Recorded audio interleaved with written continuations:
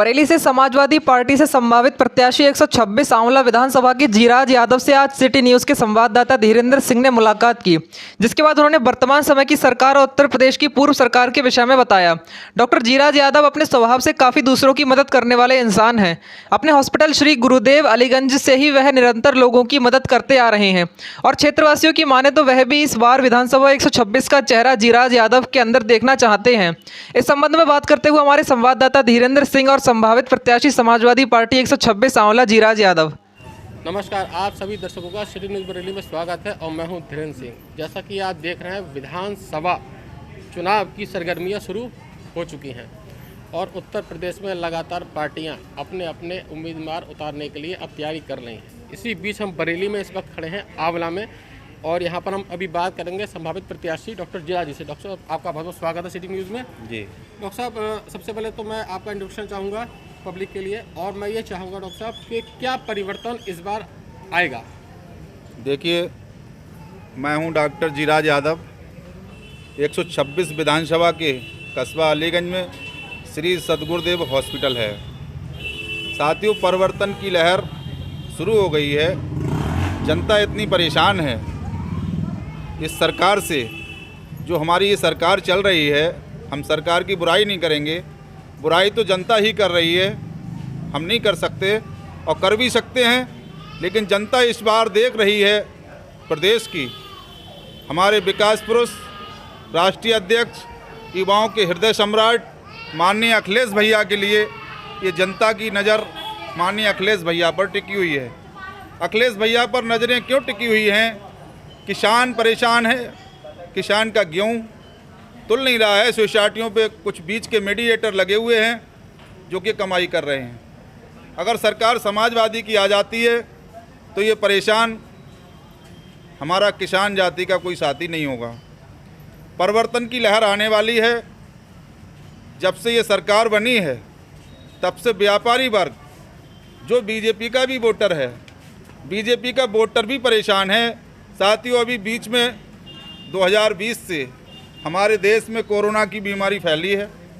Corona की बीमारी आने के बाद इस वर्ष तो ये हाल हुआ कि सरकार अपने भाजपा के विधायकों को भी नहीं बचा पाई। जो भाजपा के विधायक थे, कई विधायकों की मौत हुई, कहीं पर भी उन्हें ऑक्सीजन की और बड़े बड़े हॉस्पिटल में सुविधा नहीं दे पाई। ये बहुत शर्म की बात है, बहुत दुख की बात है। साथियों, रही बात मेरी, मैं श्री सदगुरुदेव हॉस्पिटल चलाता हूं और सन 92 से समाजवादी पार्टी का नेता हूं। समाजवादी पार्टी के कार्यकर्ता हूं, छोटा सा 92 से। समाजवादी पार्टी के कार्यकर्ता होने के नाते प्रदेश के मुख्यमंत्री रहे धरती पुत्र माननीय मुलायम सिंह यादव जी, जो गरीबों के मसीहा थे, किसानों के मसीहा थे, नौजवानों के मसीहा थे, कन्याओं के लिए सोचा तो माननीय नेताजी ने सोचा, कन्या विद्या धन दिया। उसके बाद विकास पुरुष एक नए नौजवान, जब माननीय मुख्यमंत्री जी के बेटे माननीय अखिलेश भैया जब इस गद्दी पर बैठे तो उन्होंने नौजवानों के लिए, लड़कियों के लिए लैपटॉप से लेकर कन्या विद्या धन से लेके ये 100 नंबर जो क्षेत्र में घूमती है, और इस 100 नंबर से गरीब आदमी को कितना फ़ायदा हुआ।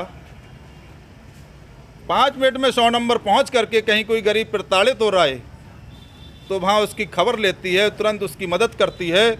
और जब से ये 100 नंबर चली तब से साथियों, चैन स्नैचिंग और जो लूट खसोट होती थी, हमारी महिलाएं और बहनें असुरक्षित थीं, ये भी अखिलेश भैया की देन है।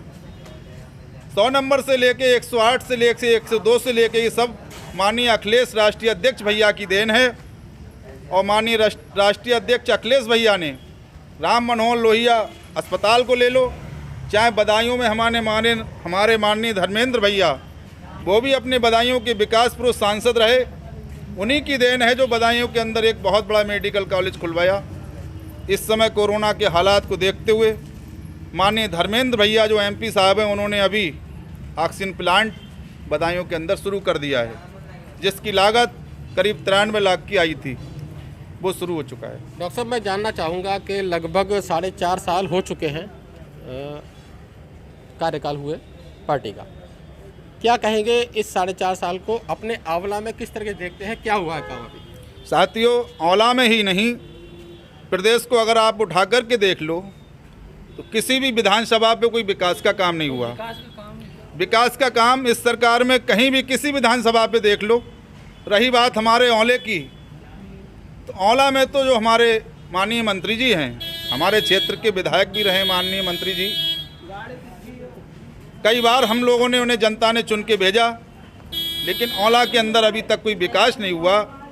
हमारी औला की जनता परेशान है और किसी नए चेहरे को, औला का कोई ऐसा विधायक बने, उस पर हमारे औला की जनता की निगाहें टिकी हुई हैं। डॉक्टर साहब, मैं ये जानना चाहूँगा कि क्या परिवर्तन लाना चाहेंगे अगर पार्टी आपको टिकट देती है या पार्टी आपको सहयोग करती है, क्या परिवर्तन लाना चाहेंगे? साथियों, तमाम मेरे साथी और औला की हर जाति, औला के सातों जातियों के साथी मुझसे इसलिए जुड़े हुए हैं कि सबसे पहले समाजवादी अगर कोई सच्चा होता है तो वो केवल डॉक्टर होता है। मेरे पास कोई जात पात नहीं होती। वाल्मीकि, बढ़ई, सक्सेना, पंडित, ठाकुर, बनिया, जितनी सातों जातियां हैं, सबकी मैं दिल खोल के मदद करता हूं। आपने देखा होगा, मैं अभी भी क्षेत्र में जाकर के लॉकडाउन के समय में ये जो मदद कर रहा हूं, ये अपने राष्ट्रीय अध्यक्ष माननीय अखिलेश भैया के कहने से। अभी कुछ दिनों पहले मनसापुर गांव में रामचंद्र लोधी की एक नौजवान साथी की बिजली से करंट लगने से मौत हुई। मेरे पास फेसबुक पर मैंने देखा, वहाँ की विधवा बेचारी, जब मैं उसके घर पहुँचा, उसके 2-3 बच्चे थे, उसका हाल मुझे देखा नहीं गया। मैंने अपने अस्पताल की बहुत मेहनत की, बहुत ईमानदारी की कमाई मैं करता हूँ, ज़्यादा फीस नहीं लेता, और मरीज आते हैं उनकी भी मदद करता हूँ। मैंने 50,000 रुपये रामचंद्र लोधी की पत्नी को दिए और 10,000 रुपये उनके लिंटर डलवाने को दिए। उससे कुछ दिनों पहले बिट्टू सागर शिवनगर के, उनकी भैंस ख़त्म हुई। जब हम वहाँ पर पहुँचे तो उन बच्चे दूध पी करके और दूध को बेच करके पढ़ाई लिखाई करते थे। वहाँ जाकर के भी हमने उनकी दूसरी भैंस दिलाने का काम किया। साथ ही उसी के साथ साथ जोगी ठेर गाँव में भूरे यादव, उनके पिता पैणास से आ रहे थे, एक्सीडेंट में गाड़ी पलट जाने से ख़त्म हुए, और उसमें साथ साथ उनके एक भाई की पत्नी भी ख़त्म हुई। वहाँ माह का महीना था। माह के महीने में जब हम पहुँचे भागवत में, वहाँ के साथियों ने कहा, डॉक्टर साहब, इस बूढ़े की एक बहन शादी को है और शादी हो नहीं पा रही है क्योंकि उनके घर में कुछ लोग जेल चले गए थे। मैंने कहा, आप चिंता मत करो, इस बहन को रिश्ता देखो, मैं अपने हॉस्पिटल से 51,000 की मदद करूँगा। और साथियों, उसकी शादी 19 तारीख को हो भी गई और वो 51,000 रुपये की हमने मदद की। उसी के साथ साथ मनौने गांव में अभी बिजली से लड़का ख़त्म हुआ, चंद्रा परिवार का था, राजा चंद्रा, उसकी मदद भी 50,000 की। साथियों, कई जगह हम मदद कर चुके हैं लड़कियों की शादी में। अभी खैलम गांव में एक बिन माँ बाप की बेटी काजल सागर, उसकी दादी थी, उसकी शादी में मदद की। सित्तान नगर में जाकर के मदद की। सिकरोड़ा गांव में, हमारे औला विधानसभा का गांव है, वहाँ वाल्मीकि समाज के थे, लड़की का दहेज रखा हुआ था और वो हुआ क्या, सिलेंडर से आग लगने से सारा दहेज जल गया। वहाँ के सौरभ चौहान ने मुझे फ़ोन किया, मैंने वहाँ जा कर के भी लड़की की शादी कराई थी। जितना हो सकता है, सारी बातें फेसबुक पे हैं, पड़ी हुई हैं, मैं अपनी ज़्यादा तारीफ़ नहीं करूँगा। लोग ये कहेंगे डॉक्टर साहब करते भी हैं और अपनी तारीफ़ कर रहे हैं। मुझे अपनी तारीफ़ नहीं करना चाहिए, लेकिन मेरा विचार ये है कि मेरा औला क्षेत्र और पूरा बरेली ज़िला आगे बढ़े, तरक्की करे। मैंने आवेदन किया एक 26 औला से, माननीय राष्ट्रीय अध्यक्ष जी भैया के पास चर्चा पहुंच रही है और मेरा टिकट हुआ और मैं औला का विधायक जनता जरूर बनाएगी, ये मुझे भरोसा है। मेरा औला के अंदर करीब 1 से 1.5 लाख तक वोट मुझे मिलेगा। औला के अंदर इतनी भारी जीत मुझे जनता देगी। जो यहाँ के हमारे मंत्री जी हैं, विधायक जी हैं, मेरे पिता के समान हैं। लोगों को भरोसा है कि डॉक्टर साहब का टिकट हुआ तो मुझे 60% उनकी बरादरी जो किसान जाति है, साथियों में किसान जाति का वोट भी लूँगा और सब जातियों का 50% से ऊपर वोट मुझे मिलेगा। ये औला की जनता का कहना है। आप धीरेन्द्र भैया सिटी चैनल से जुड़े हुए हैं, आप क्षेत्र में जाकर के सर्वे कर लें। आप लोगों को मुझे कहीं ले जाने की ज़रूरत नहीं है। डॉक्टर RP वर्मा आपके चैनल से जुड़ चुके हैं। आप मेरा गुप्त सर्वे कराएं, कहीं किसी गांव में भी जाएं, अगर आप पूछें, वहाँ के 100 में 90 लोग भी ये कहें डॉक्टर साहब जीत जाएंगे, तो ये सर्वे राष्ट्रीय अध्यक्ष भैया जी को ज़रूर पहुँचाएँ। क्योंकि इसलिए पहुँचाएँ, अगर पार्टी का विधायक ईमानदार होगा, जब हम अपने पास से गरीबों की मदद कर रहे हैं, तो हम अपनी विधायक निधि को पूरा क्षेत्र में लगाएंगे, क्षेत्र में बढ़िया सा अस्पताल बनाने की कोशिश करेंगे, क्षेत्र के अंदर एक फैक्ट्री लाने की कोशिश करेंगे, ताकि हमारी कुछ ऐसी माताएं बहनें हैं जो बेचारी बेरोजगार हैं और कहीं कहीं मांगने का काम कर रही हैं। हमें दर्द होता है कि हमारे क्षेत्र की माँ बहनें मांगें, कुछ नहीं, ऐसी फैक्ट्री अगर पड़ जाएगी तो वो 300-400 रुपये की अपने रोज़गार उन्हें मिल जाएगा, वो काम करेंगी।